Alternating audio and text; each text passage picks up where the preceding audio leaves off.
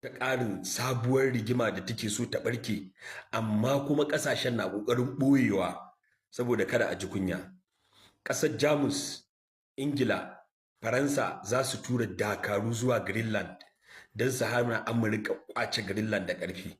Amurka ta ce ko da tsiya, ko da tsiya-tsiya, ko da arziki, ko da tsiya sai ta ƙwace Greenland.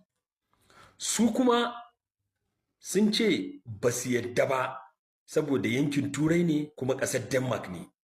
To yanzu in diplomasiya bai yi ba, an kai ga harkoki na soja da yiwuwan kuma a gwabza faɗa na farko tun bayan yakin duniya na biyu tsakanin manyan ƙasashen Turai da Amurka.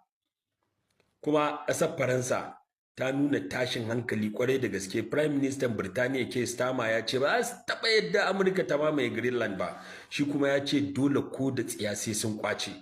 An fara musayan yawu, yanzu za su fara tura sojoji. Jamus za ta tura, Birtaniya za ta tura, Faransa za ta tura. Za mu ga abin da zai faru. Allah ya gwabza ku, Allah ya samu dace.